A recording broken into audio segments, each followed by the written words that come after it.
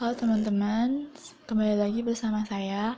Kali ini saya akan melanjutkan proses pembuatan water desalination dengan menggunakan QGIS dan QSWOT Plus. Pada video sebelumnya kita sudah melakukan step yang pertama dan step yang kedua. Sekarang kita lanjutkan ke step yang ketiga, yaitu dengan mengedit input dan running SWOT-nya. Langsung saja kita kembali ke Windows QSWOT Plus, kemudian kita klik edit input dan run SWOT, maka akan muncul window seperti ini.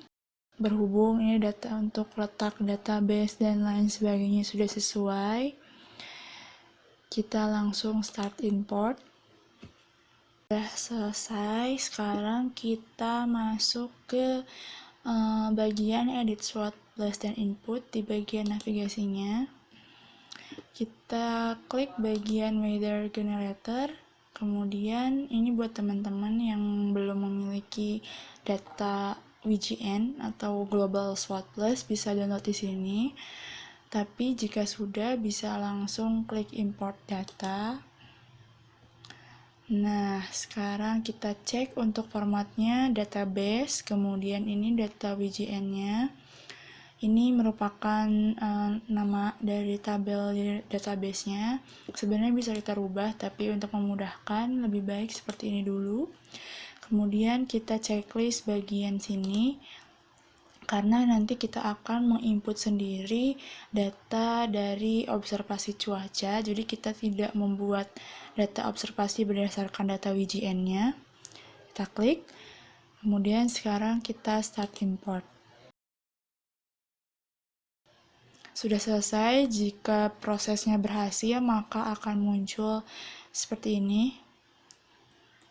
Lanjut, sekarang kita ke bagian weather station di navigasinya. Lakukan hal yang sama juga, kita import data juga. Di sini karena kita udah punya data observasinya, jadi kita bisa langsung import. Tapi buat teman-teman yang nggak punya data observasi, bisa download dulu di sini. Kita klik import data, kemudian kita rubah bagian data formatnya menjadi SWOT Plus. Untuk direktorinya kita browse. Di sini kita menyimpannya di folder, dalam folder Rabbit Data, di folder Weather SWOT Plus. Select folder. Oke, udah selesai. Sekarang langsung kita start import. Nah, ini merupakan ciri kalau data kita itu prosesnya udah berhasil. Bisa teman-teman lihat ada data presipitasi, temperatur, radiasi, kemudian kelembapan, dan juga kecepatan angin. Untuk data-data yang bernilai 0 ini memang kita nggak ada datanya, jadi ya wajar nilainya 0 gitu.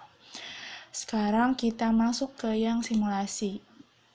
Subsection yang time. Di sini teman-teman bisa menentukan kira-kira simulasinya mau dimulai dari tanggal berapa dan tahun berapa. Untuk yang baris pertama ini untuk menentukan tanggal dimulainya simulasi. Di sini saya tetap menggunakan angka 0, artinya simulasinya dimulai dari tanggal 1 Januari dan tahun 1990.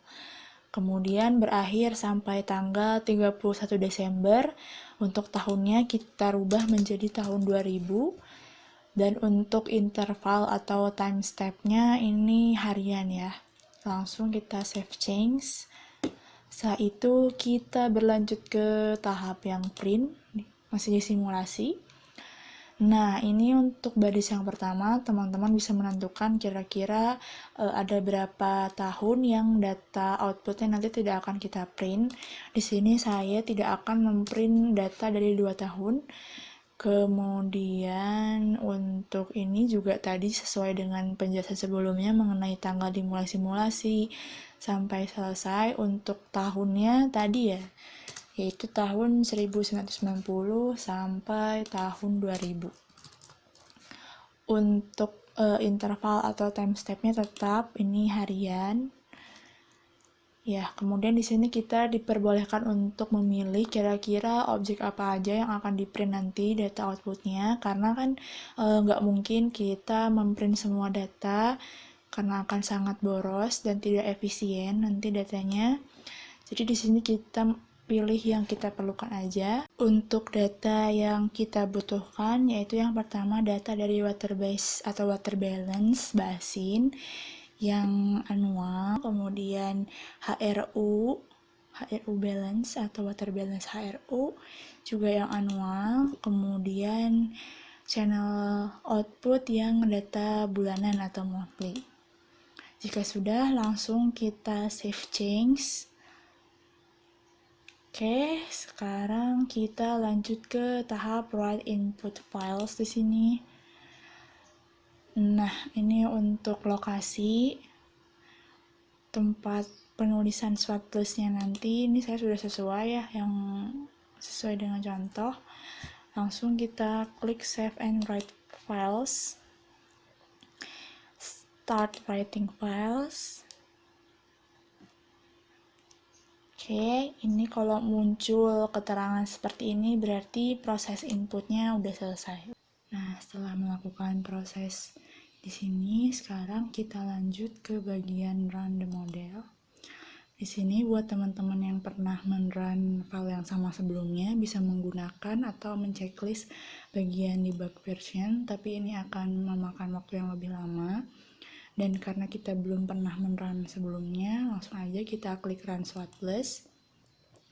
Proses running di sini akan berlangsung dari mulai tahun 1990 sampai tahun 2000 seperti yang sudah kita setting di tahap sebelumnya.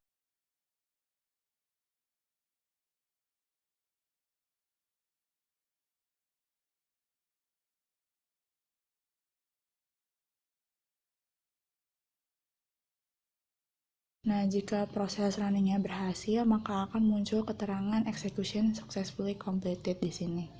Bisa langsung kita close aja. Dan selanjutnya kita masuk ke tahap analyze model output. Di sini kita langsung klik import outputnya dan start importing output. Kita tunggu sampai proses importingnya selesai. Nah, ini udah selesai, langsung kita klik exit Swapless editor.